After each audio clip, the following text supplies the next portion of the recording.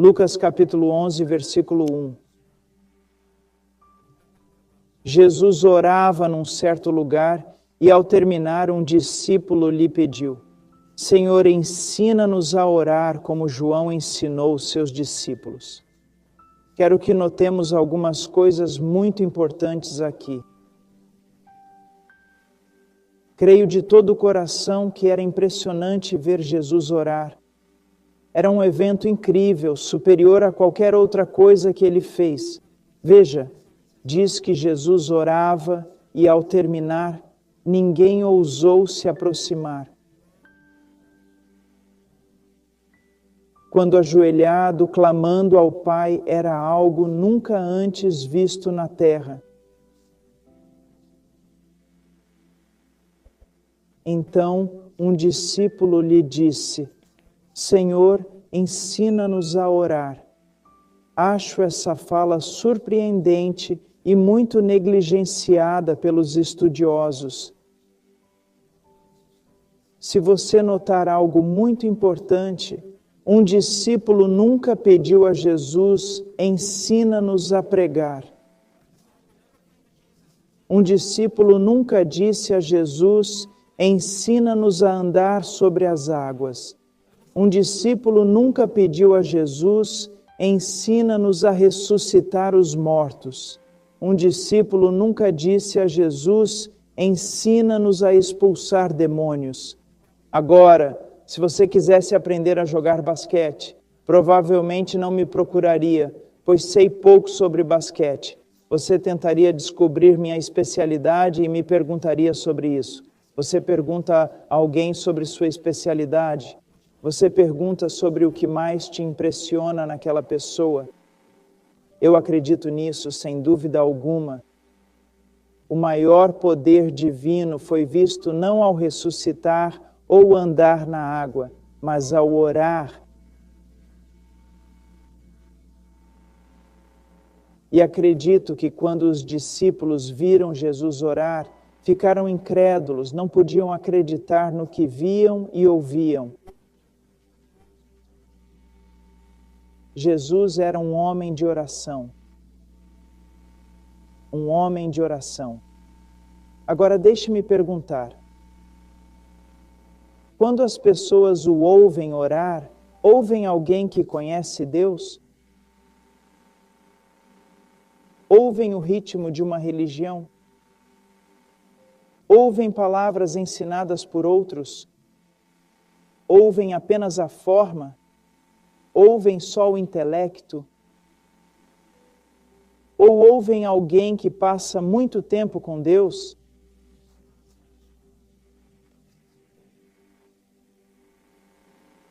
Alguém já pediu: ensine-me a pregar como você? Isso pode ser motivo de orgulho, mas não diante de Deus. Alguém já pediu: ensine-me a administrar como você? Alguém já pediu: ensine-me a orar? Não sou grande coisa, mas convivi com homens usados por Deus. E notei que tinham pouco em comum, exceto uma coisa. Ao se ajoelharem, algo incomum acontecia. Dizem que ao alcançar algo pode-se dizer: isso não se aprende. Você tem que nascer com isso. Não dá para fingir oração. Jesus era homem de oração e quando orava, as pessoas viam a diferença. Quero refletir sobre Jesus como homem de oração e anotei aqui vários versículos. Vou ler uma mistura deles para que entendam a importância da oração na vida de Jesus Cristo e percebam que se era crucial para o Filho encarnado de Deus. Então, quão mais importante deve ser a oração para nós? Quanto mais devemos depender da oração? Jesus viveu uma vida de oração. Essa é a primeira coisa que quero que você veja. Em Lucas 5,16, diz que Jesus frequentemente se retirava para orar. Quando gostamos muito de algo, tentamos escapar para fazer isso. Um homem pode evitar tarefas para ver um jogo de futebol. Outro pode chegar cedo ao trabalho para ir caçar. Uma esposa pode querer fugir para o shopping. Eles escapam para as coisas que mais gostam. Não é triste que o trabalho no reino pareça algo que queremos evitar? Ouvi uma história sobre um evangelista. Ele chegou, foi recebido e logo o levaram para jogar golfe. Não tenho problema com isso, nunca joguei golfe. Mas eles o levaram ao campo de golfe, e isso é bom. Acho que perceberam que ele precisava descansar. E enquanto iam pelo caminho para jogar golfe, o evangelista mencionou casualmente, dizendo: sabe, o Senhor é tão bom. Outro dia ele estava... O pregador o interrompeu e disse: não falemos de trabalho aqui. Este é o lugar onde vamos descansar. O único lugar de verdadeiro descanso é em Jesus Cristo. E sabe quando você está andando com Deus? Quando você se refugia nele. Quando você diz: tenho tanto para fazer, tanto trabalho árduo, tanta labuta, queria poder me refugiar nele um momento, pois ele é meu refúgio. Ele é o lugar onde descanso. Quando orar vira um fardo, não somos como Cristo, não somos como Jesus, mas ele se retirava ao deserto para orar. Observe, ele ia para o deserto. Amigo, o mundo, até a igreja, está cheio de barulho. Tão cheio de barulho que às vezes, principalmente vocês pastores, precisam se afastar. Ir para um lugar isolado onde ninguém os encontre e buscar a Deus. E cuidado para não levar todos aqueles livros com vocês. Pois para muitos, Jesus pode virar só exegese e hermenêutica corretas. Algo a ser estudado, não uma pessoa a ser amada. Jesus se afastava em Mateus 14, 23. Após despedir as multidões, subiu ao monte para orar sozinho. À noite estava lá só. Alguém perguntou: por que Jesus precisava orar tanto? Ele era o Filho de Deus encarnado. Vamos falar sobre isso. Mas deixe-me mostrar o absurdo dessa pergunta. Será que ele queria ficar só com Deus simplesmente porque o amava? Porque ele o amava. Em Lucas 6, 12, 13 diz: nessa época ele foi a uma montanha orar e passou a noite toda em oração a Deus. Ao amanhecer, chamou seus discípulos e escolheu 12 deles, a quem também nomeou apóstolos. Deixe-me fazer uma pergunta.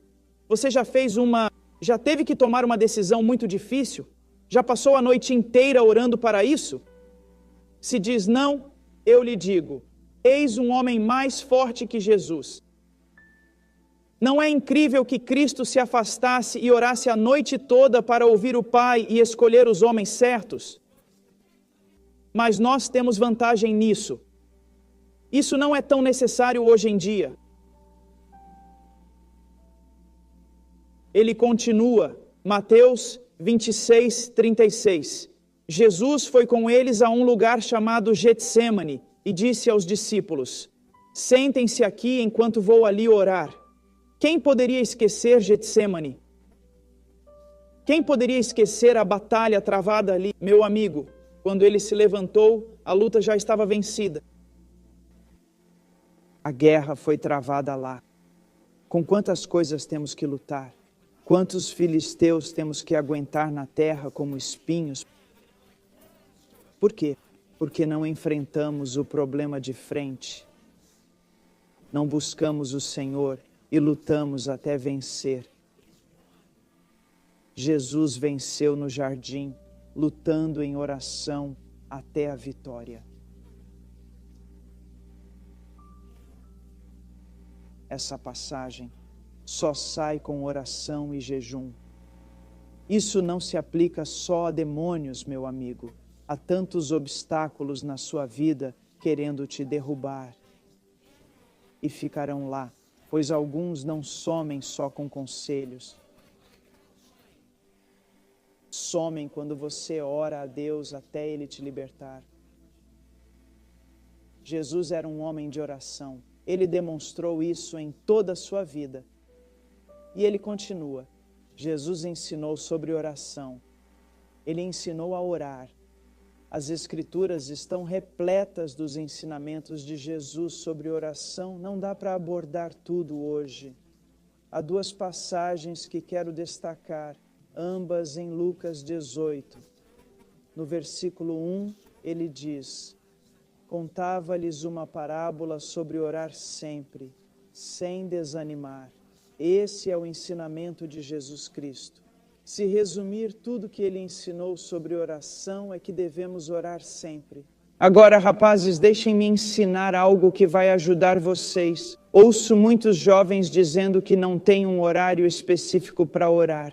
Dizem que ao longo do dia praticam a presença de Deus, mas não têm aquele lugar secreto para ir orar. Jovem, é impossível praticar a presença de Deus sem muito tempo em oração secreta. O poder de praticar a presença de Deus, o poder de viver uma vida de oração, estar sempre falando com o Pai, que nasce do tempo íntimo com o Senhor, momentos de oração.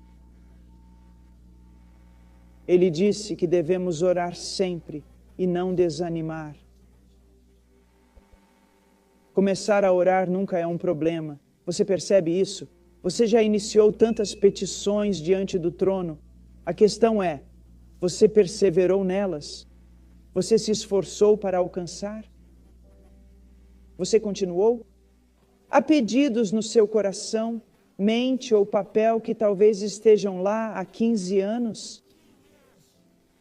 Mas você diz ao Senhor: não te deixarei ir. É fácil começar a orar, mas perseverar nessa oração. Ele disse que devemos orar sem desanimar, pois desistir é o fim da oração. Em 18:8, ele diz o que considero um dos versículos mais tristes da Bíblia, é isto: digo-vos que ele fará justiça rapidamente. Porém, quando o Filho do Homem vier, encontrará fé na terra? Agora, por que isso é tão triste? Jesus deu uma parábola para mostrar por que devem sempre orar e não desanimar. É como se Cristo dissesse: escutem, meu Pai é fiel, minha palavra é verdadeira. Ele fará muito mais do que possam pedir ou imaginar. Eu digo: peçam e receberão, batam e a porta se abrirá, busquem e acharão. Aí o Senhor para e diz: mas quando eu voltar, alguém ainda acreditará nisso? Alguém vai confiar na minha palavra?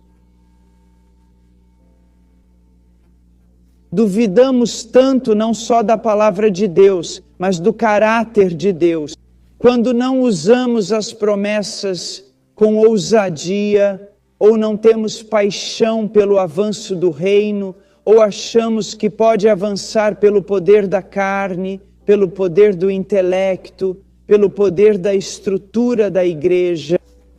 Então, quero destacar algo para vocês. Por que Cristo precisava orar? Já mencionei seu amor pelo Pai, por Deus. Te faz querer falar e ouvir Deus. Outro motivo, Atos 2:22. Israelitas, ouçam, Jesus de Nazaré, um homem. Vou ler de novo. Jesus de Nazaré, um homem aprovado por Deus, com milagres, prodígios e sinais que Deus fez por ele, como vocês sabem. Notem, seitas sempre atacam primeiro a divindade de Jesus Cristo. Não é verdade? Eles atacam sua divindade. Por 2000 anos, erguemos muros contra isso. Tivemos que lutar, tivemos que nos armar, tivemos que fazer apologética, tivemos que fazer de tudo. É nosso propósito e dever proclamar que Jesus Cristo é Deus. Mas uma das coisas que fizemos não foi tanto esquecer, mas não entendemos mais o que significa esse Deus ter se feito carne. Em sua humilhação, em sua kenosis, em sua encarnação. O Filho de Deus, sem deixar de ser o que sempre foi, tornou-se algo que nunca fora. Continuou sendo a plenitude divina, mas essa plenitude assumiu carne humana e andou na terra como homem. E há um ponto sutil aqui, mas muito importante. Relegamos toda a obra e ação de Jesus à sua divindade. Bem, ele fez isso. Como ele fez isso? Bem, ele é Deus, e isso é verdade. Mas devemos ver que a ênfase nas Escrituras é que Jesus Cristo andou na terra como homem. E o que ensinou e os milagres que fez, ele fez como homem, totalmente submetido à vontade do Pai. E totalmente dependente do Espírito Santo. E ao reconhecer isso, o que acontece? Jesus Cristo, nosso irmão mais velho, torna-se nosso modelo. Ele se torna nosso modelo. Acho que foi Macmillan quem escreveu o livro Poder Sem Medida. Ótimo livro, se conseguir encontrá-lo. Quero que vejamos que em sua humilhação, Deus se fez homem. Sim, verdadeiro Deus, mas também completamente homem. E como homem, ele viveu uma vida perfeita. Ele ensinou a palavra perfeita. Ele realizou inúmeros milagres. Ele operou a redenção com suas próprias mãos. Totalmente submisso à vontade de Deus e ao poder do Espírito. Quero que vejamos algumas coisas que nos ajudarão. Primeiro, vejamos Jesus, o homem, totalmente submisso ao Pai. Em João 4,34, Jesus diz: meu alimento é fazer a vontade de quem me enviou. Eu não posso dizer isso. Sabe o que me incomodou enquanto orávamos? Eu oraria com tanto fervor, eu me preocuparia tanto se as reuniões não fossem nossas, se não fossem patrocinados pela Heart Cry. E se eu não pregasse, faço muito por mim. Muito do meu alimento é ruim. É forragem. Seria hipócrita dizer que essas palavras são minhas. Mas Jesus diria: meu alimento é fazer a vontade do Pai. A oração revela mais sobre um homem do que a pregação. Pode-se pregar por vários motivos. É fazer a vontade do Pai e nutrir-se puramente. Um grande problema, e percebemos isso, mas ouça bem. Um dos maiores problemas é que não somos como Jesus. O movimento reformista fala muito sobre a lei. Homens serão julgados pela lei. Há verdade nisso. Os homens serão julgados pela lei. Mas ser julgado pela lei é pouco para mim. Paul Washer. De um lado, a lei do outro é uma coisa. Sim, vou falhar, mas há algo mais difícil. Coloque Paul Washer num lado da balança e Jesus Cristo, o homem perfeito, no outro. Ser comparado a Ele. Esse é o nosso objetivo. Pode-se dizer que é a nossa única necessidade. Ser como Jesus. A oração mais perigosa que alguém poderia fazer. Senhor, faça-me como Cristo. Não me importo se tiver que me destronar. Não me importo se destruir meu ministério. Não me importo se tiver que me destruir. Não me importo com o que aconteça. Faça-me como Jesus Cristo. É como pedir uma sentença de morte. Mas, por outro lado, a menos que Um grão de trigo cai e morre, fica só. Mas se morrer, dará muito fruto. Sua vontade era fazer a do Pai. Também, João 5,19 diz: o filho nada pode fazer por si mesmo, a menos que seja algo que veja o pai fazendo. O filho também faz da mesma maneira. O filho não pode fazer nada por si mesmo. Um cristão chinês, após visitar o Zheruan e ver nossas igrejas, sabe o que ele disse? Ele disse: estou surpreso com tudo que vocês fazem sem Deus. É realmente impressionante o que vocês conseguem alcançar. Mas Jesus disse: não posso fazer nada. Não posso fazer nada separado dele. Ficamos maravilhados com a declaração de independência. O que precisamos é de uma declaração de dependência, dependência absoluta. É difícil para nós, criados na democracia, entender a soberania absoluta, entender que Ele é o Senhor e não devemos correr atrás dele, e não devemos correr à frente dele. Devemos caminhar ao lado dele, andar ao lado dele. Geralmente o ministério de um jovem é marcado por atividade constante. E quando a poeira baixa, bem, só resta poeira. Ao envelhecer, há menos atividade, parecendo menos zeloso que antes. Mas muito mais é realizado, porque ele busca fazer apenas o que o Pai quer que ele faça. Em João 5,30, um dos meus textos favoritos na Bíblia, diz: não posso fazer nada por minha própria iniciativa. Não posso fazer nada por minha própria iniciativa. Quanto fazemos por nossa própria iniciativa? Não é o grande pecado agir por conta própria? E isso nos foi ensinado até em nossa cultura. Um homem precisa de um carro, mas não tem dinheiro. O que ele faz? Vai ao banco, age por conta própria, por iniciativa própria e consegue, mas fica preso a isso. Em vez de dizer: preciso de um carro, não tenho dinheiro, pai. Preciso de uma casa, não tenho dinheiro, pai. Quero fazer isso em nome de Jesus e no ministério, mas, Pai, não iniciarei nada. Mostre-me, conduza-me, guie-me em total entrega a Ele. Entrega absoluta. Não falo de mim, mas de Jesus Cristo.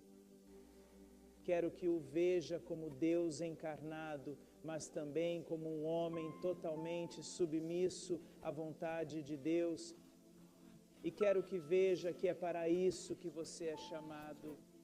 A oração é pouco, a menos que esse gigante seja primeiro vencido.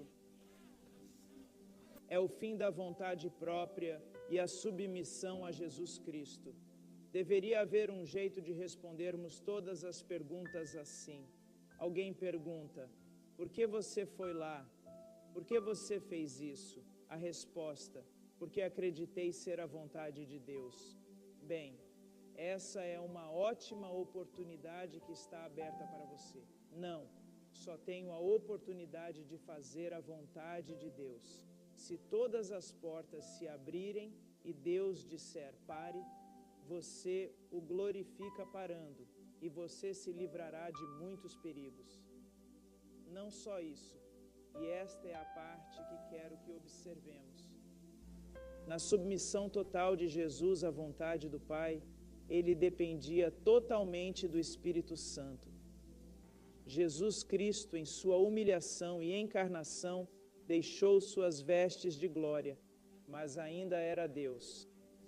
Porém, andando na terra como homem, ele agiu pelo poder do Espírito Santo. Submetido a Deus, capacitado pelo Espírito, nosso irmão mais velho é nosso exemplo. Não podemos descartá-lo dizendo: nunca serei como ele, pois era Deus. Bem, há muita verdade nisso. Seu irmão mais velho era Deus? Não, você nunca será como ele, mas você deve aprender com isso. Seu irmão, que era Deus, tornou-se homem, e como homem ele andou, totalmente submetido ao Pai, dependente da ação do Espírito Santo. E isso é algo significativo. Não buscamos ser deuses, mas nos esforçamos para ser como Ele, submetidos ao Pai, capacitados e dependentes do Espírito Santo. Agora quero ler algumas passagens reveladoras. Lucas 4, versículo 1. Jesus, cheio do Espírito Santo, voltou do Jordão e foi levado pelo Espírito ao deserto. Você percebe isso? É uma palavra poderosa. Mateus nos diz que ele foi lançado no deserto pelo Espírito. Ele foi guiado no deserto pelo Espírito Santo. Aqui temos Deus encarnado, sensível à obra e liderança do Espírito Santo. Quanto mais nós devemos ser. No Peru, há uma ilustração que sempre usam. É assim: quando um homem não anda piedosamente, dizem: você é como um bêbado descendo o Amazonas, cheio de perigos. Como um bêbado descendo o Amazonas, vendado à noite, numa lancha com família e dinamite. Meu amigo, o cristão que não busca ser guiado pelo Espírito está em perigo maior. Perigo maior. E quero lhe dizer algo. Há dois extremos nisso, e ambos são apenas isso, extremos. Há homens que não conhecem a palavra, mas dizem ser guiados pelo Espírito, e o Espírito que os guia contradiz a palavra. Sabemos que isso é falso.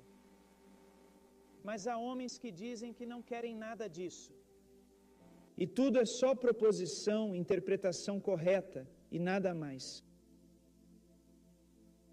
Eles não sabem nada sobre ser guiados pelo Espírito de Deus, que às vezes faz coisas incomuns. Nunca coisas contra as Escrituras, mas ainda assim incomuns. Devemos estar na palavra e fundamentados nela. Devemos clamar ao Espírito para revelar a vontade de Deus pela palavra, mas devemos ser sensíveis em tudo para segui-lo. Não só iniciar a jornada, mas ser guiados no deserto pelo Espírito Santo. Lucas 4,14. E Jesus voltou para a Galileia. Olhem isso, ele voltou do Jordão cheio do Espírito Santo. Agora ele retorna à Galileia no poder do Espírito.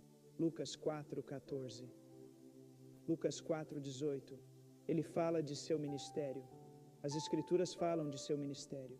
O Espírito do Senhor está sobre mim, pois me ungiu para pregar o Evangelho aos pobres.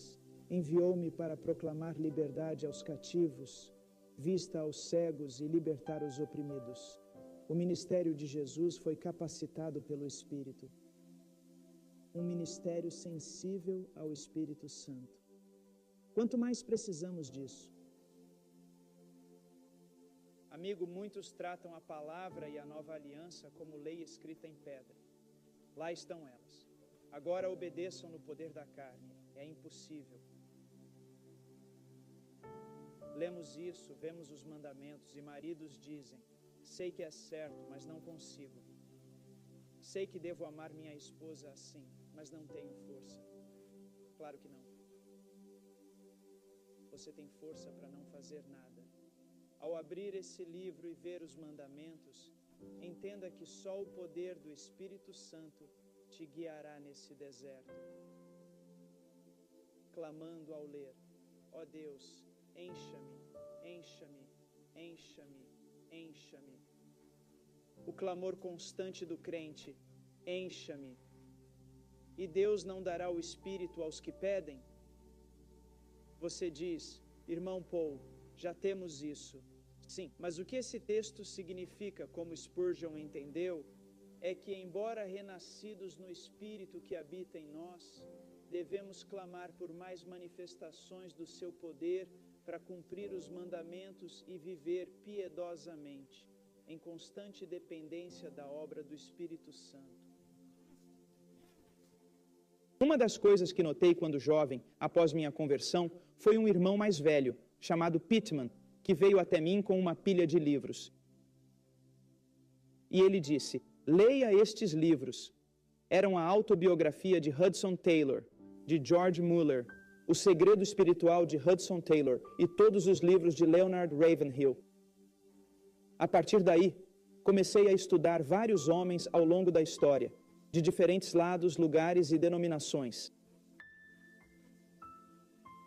E percebi que havia pouco em comum entre esses homens e mulheres que serviram a Deus tão poderosamente, exceto isto, sua vida de oração e o reconhecimento da grande necessidade de serem cheios do Espírito Santo, que não podiam fazer absolutamente nada sem a obra do Espírito Santo, que não podiam iniciar nada sem a obra do Espírito Santo. Em Lucas 5,17 diz: um dia ele ensinava, e fariseus e mestres da lei estavam sentados ali, vindos de todas as aldeias da Galileia, da Judeia e de Jerusalém. Ouça isso. O poder do Senhor estava presente para que ele realizasse curas. Quero que você observe isso.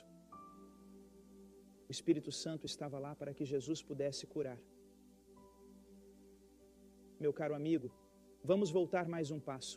Este Jesus era Deus.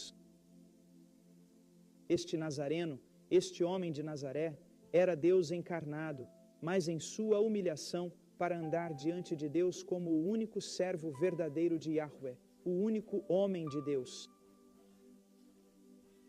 Ele se humilhou, deixou sua glória, tomou forma humana e andou no poder do Espírito Santo e fez o que fez porque estava submisso à vontade de Deus e estava cheio do Espírito Santo. Quanto maior é a nossa necessidade, os batistas são tão reacionários, vemos tanta falsidade e cerca de 95% é falso mesmo. Coisas feitas supostamente em nome do Espírito Santo, no seu poder, que contradizem as Escrituras. Mas nós, batistas, muitas vezes, em vez de voltar ao centro, corremos para o outro extremo. Temos uma necessidade constante de ser cheios e clamar por um preenchimento maior. Lucas 6,19 diz: todos tentavam tocá-lo, pois dele saía poder que curava a todos. É incrível. Lucas 8,46. Jesus disse: alguém me tocou, pois senti que de mim saiu poder. Acho que na versão King James diz: virtude saiu de mim. Jesus era homem, inflamado, cheio do Espírito Santo. E as obras que fez, ele fez no poder do Espírito Santo. E quando uma obra era feita, o poder do Espírito Santo saía dele. Às vezes comparo isso com a pregação desta forma. É uma semelhança bem pequena, mas existe. Noto que quando homens pregam, exercendo seus dons de pregação, no poder do Espírito Santo após o evento, estão completamente exaustos.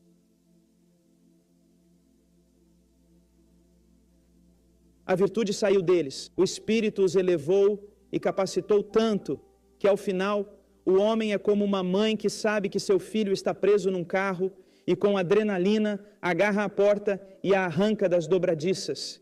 Depois seus braços ficam inchados e cansados pela força que a atravessou.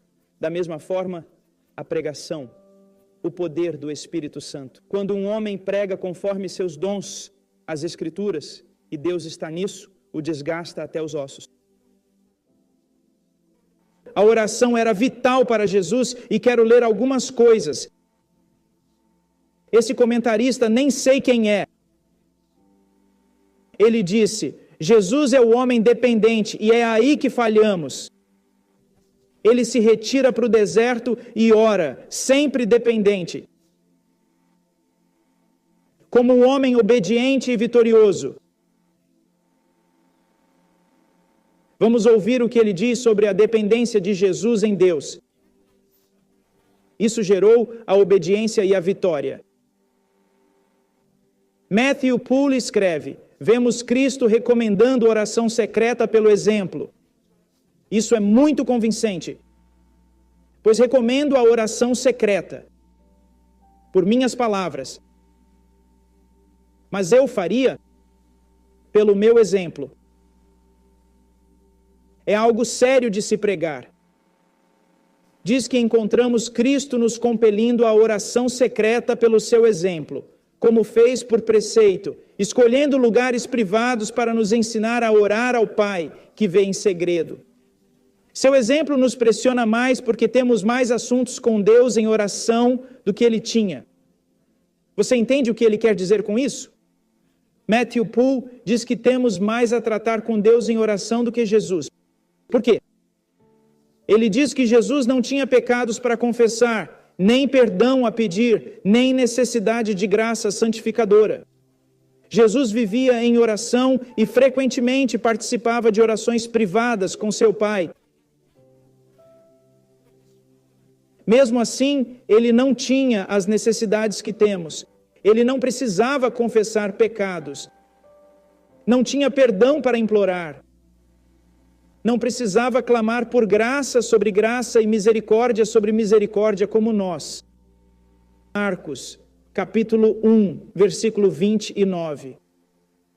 Vou começar a leitura. Logo após saírem da sinagoga, entraram na casa de Simão e André com Tiago e João. A sogra de Simão estava de cama com febre e logo falaram a Jesus sobre ela. Ele se aproximou, pegou sua mão e a levantou, e a febre a deixou. E ela passou a servi-los. Ao anoitecer, após o pôr do sol, trouxeram a ele todos os doentes e endemoninhados. Ele curou muitos doentes, expulsou demônios e não os deixava falar, pois o conheciam.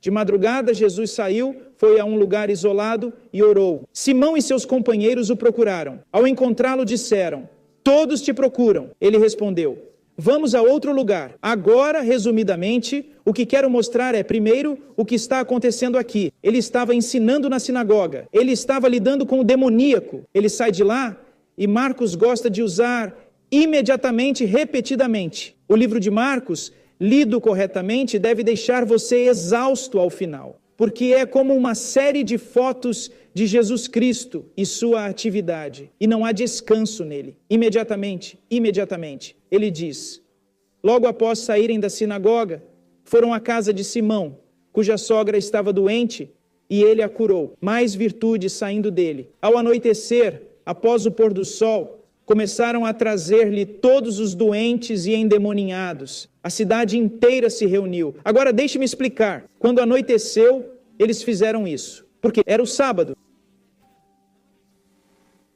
Lembro quando davam terras grátis em Oklahoma, no oeste, como alinhavam todos.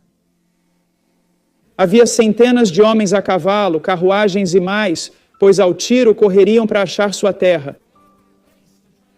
E pessoas morreram na correria. Quero que saibam que no sábado milhares de pessoas esperam a noite cair para fazer uma jornada sabática, uma jornada até Ele, para chegar a Ele. No momento certo, na hora exata, o tiro soou e a corrida começou. Para entender, uma vez nas montanhas de Santa Rosa, perto de Pueblo Ayabaca, nos Andes, as pessoas souberam que eu trouxe um médico comigo. Havia uns 1.500 na conferência bíblica e descobriram que eu trouxe um médico.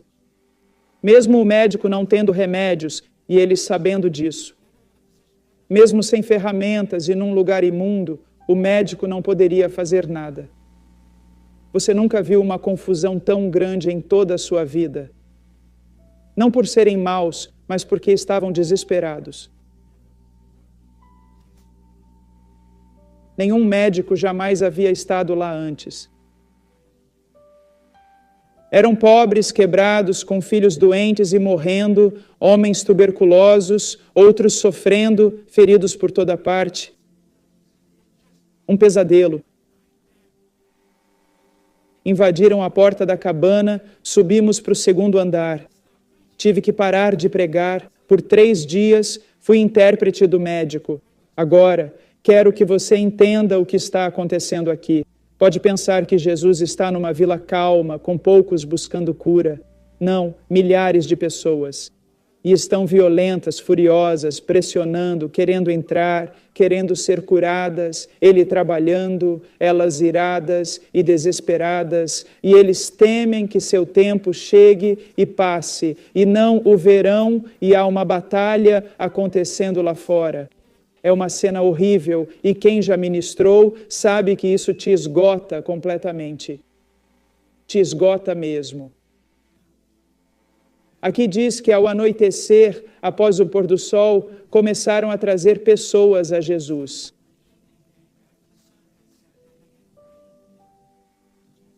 Agora, veja o versículo 35.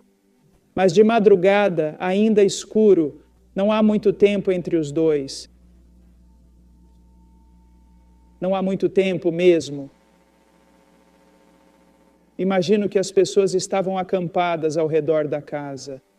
Imagino que quando Jesus saiu, ele teve que abrir caminho, como fez em multidões furiosas que queriam matá-lo ou fazê-lo rei. Creio que teve que passar por essa multidão com muito cuidado para não acordá-los.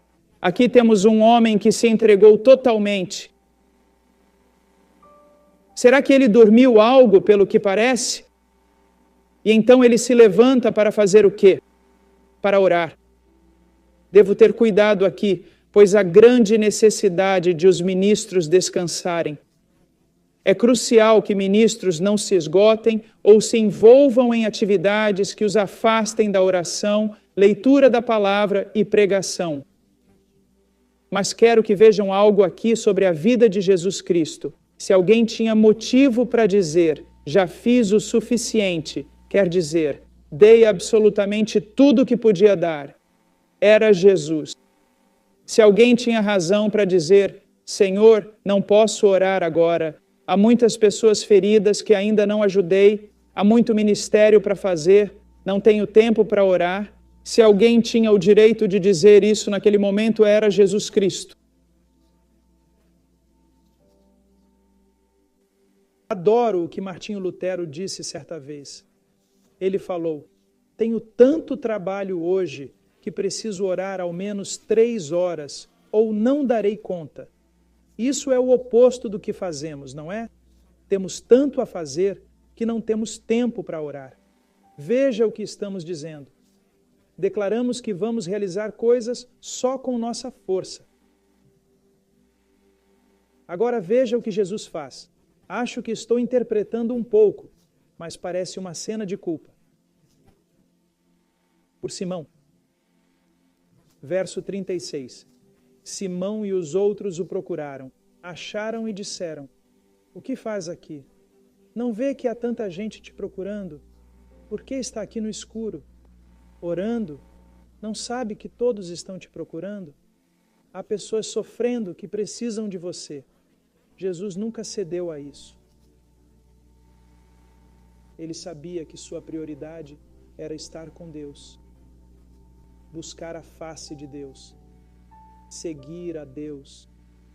E essa é a maior coisa que ele poderia fazer pela humanidade. É a maior coisa que você pode fazer pela humanidade, buscar o seu Deus. Para vocês que estão em igrejas, talvez alguns pastores aqui, às vezes me pedem para pregar em igrejas que buscam um pastor. Faço algo especial sobre como você deve abordar isso. E sempre me sento. Peço um quadro na frente da igreja e digo, ok, o que vocês querem que seu pastor faça? E eles listam todo tipo de coisa que esse homem deveria fazer. Quando terminam, com umas 68 horas de trabalho diário no quadro, pergunto, quanto tempo querem esse homem na palavra? A alma dos seus filhos pode depender de como ele prega. Quanto tempo querem esse homem na palavra? Agora, quanto tempo querem ele buscando a face de Deus? O maior nome. Não sei quanto a vocês, mas vejo a maior necessidade. Buscar o Senhor como Jesus o buscou. Estar em sua presença, e ser fortalecido por Ele. O que não pode ser superado na oração? Responda-me. O que a mão do Todo-Poderoso não pode fazer? Responda-me. O que seus fracos braços podem fazer? Responda-me. Ele pode derrubar a cortina de ferro num dia. Ele pode converter uma nação numa hora. Invoque-o. Acredite nele. Vamos orar. Pai, venho diante de Ti, muito gentil, para mim esta noite, e eu agradeço muito, Senhor. Tu tens sido um auxílio e tens sido misericordioso. Senhor, oro pelo Teu povo, Teus santos queridos aqui. Derrama sobre eles o espírito de oração e súplica. Faze-os ver, Senhor. Persistir é onde a batalha é vencida. E que o mais fraco, o menos dotado, o menor da menor tribo de Sião,